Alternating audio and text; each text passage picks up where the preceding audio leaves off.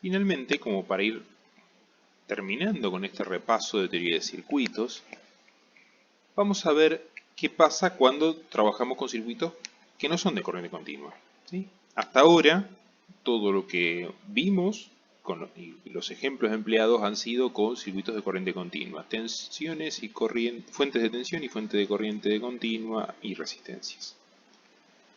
Vamos a ir un poco más allá ahora y ir al análisis de lo que son los sistemas, lo que llaman sistemas senoidales, o sea, donde tenemos fuentes de tensión y corriente senoidales, lo que se llama régimen senoidal permanente. ¿Bien? Cuando tenemos tensiones variables con un régimen senoidal, podemos incluir, aparte de las fuentes de tensión y corriente, que ahora dejan de ser continuas y pasan a ser alternas, y de seguir teniendo las resistencias, tenemos otros elementos pasivos más. Mejor dicho, otros elementos reactivos, ¿sí? Pasivos porque no entregan energía, pero son reactivos porque tienen capacidad de almacenar. Básicamente tenemos dos. Uno es el capacitor, o sea, un elemento que tiene capacidad, ¿sí? Cuando se habla de capacidad, nos referimos a la capacidad de almacenar energía en forma de campo eléctrico. El capacitor físicamente está compuesto por dos placas conductoras con un elemento aislante entre medio, donde el elemento aislante puede ser aire, vacío o un elemento sólido, algún dieléctrico.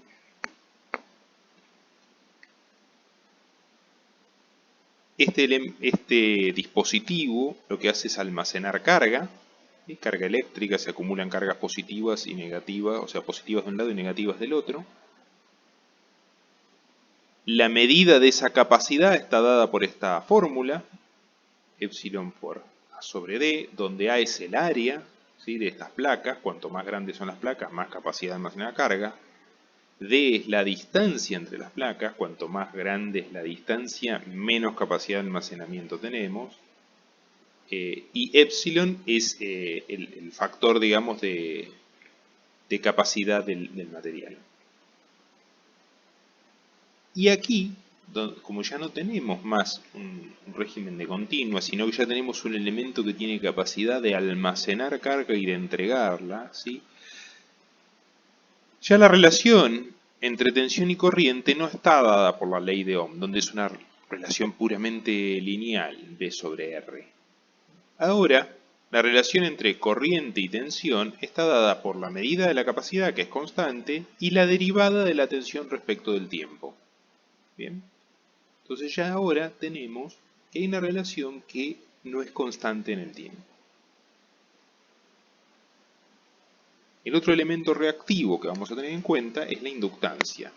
La inductancia es básicamente un bobinado de alambre, ¿sí?, que puede tener diferentes formas geométricas, pero básicamente es un arrollamiento de alambre en el cual, bueno, va a circular una corriente y va a haber una caída de tensión. Aquí lo que tenemos es un fenómeno de almacenamiento de energía en el campo magnético, porque al tener un arrollamiento lo que se genera es un campo magnético. La medida de la inductancia, denominada L, depende, a diferencia de la capacidad, donde la fórmula es bastante clara e intuitiva, depende de muchos factores. Depende de la geometría justamente de ese bobinado, depende del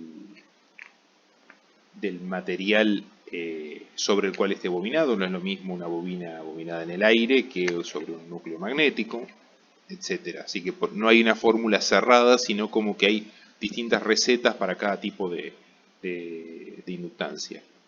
Pero lo que sí está, eso sí es claro, es que la relación entre tensión y corriente, fíjense que es análoga a la de la capacidad. Nuevamente aquí vemos la misma analogía o dualidad entre tensión y corriente.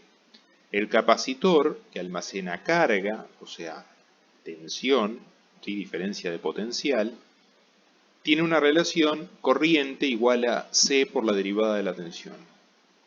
La inductancia, que almacena campo magnético, o sea, corriente, porque el campo magnético está asociado a la circulación de corriente, Esta fórmula es al revés y es la tensión es igual a la inductancia por la derivada de la corriente.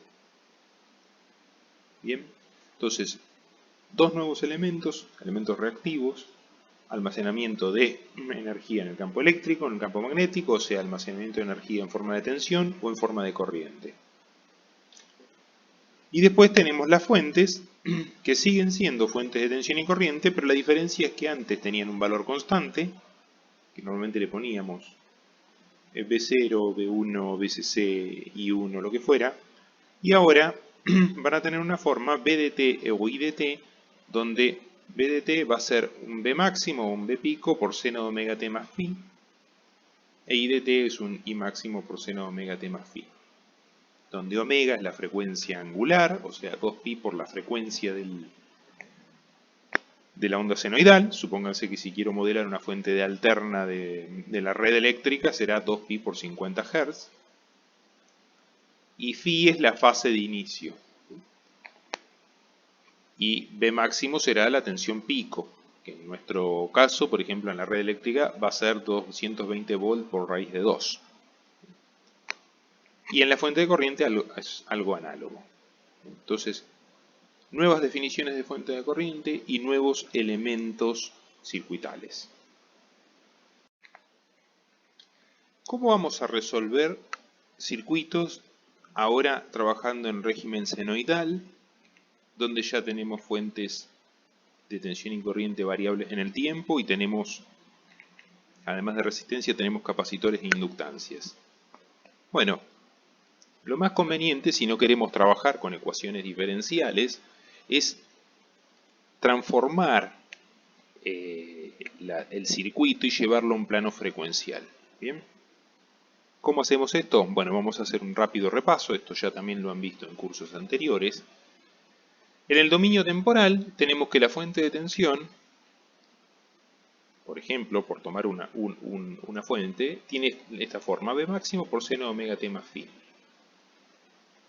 Ahora, en el dominio frecuencial, esa misma fuente de tensión se puede caracterizar a través de su tensión pico y de su fase. ¿Bien? Entonces podemos pasar a un plano complejo donde tenemos un módulo y una fase que nos representa la tensión. Sabemos que es una onda senoidal de 50 Hz, por eso acá no está la frecuencia, y nos queda un vector que tiene este módulo y fase. ¿Cómo hacemos para transformar nuestro circuito a ese plano complejo y poder trabajar en forma algebraica sin tener que utilizar ecuaciones diferenciales? Bueno, vamos a recurrir a la transformada de Laplace. Bien.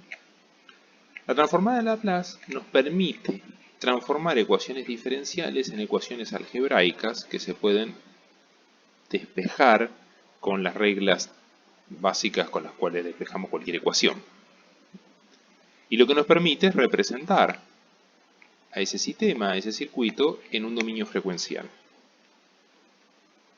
Entonces, por ejemplo, los nuevos elementos que hemos incorporado, que son el capacitor y la inductancia, cuyo modelo en el tiempo tiene esta forma, corriente igual a C por la derivada de la tensión, o tensión igual a L por la derivada de la corriente, según qué dispositivo estemos analizando, y donde hay una derivada dando vueltas, podemos, aplicando la transformada de Laplace,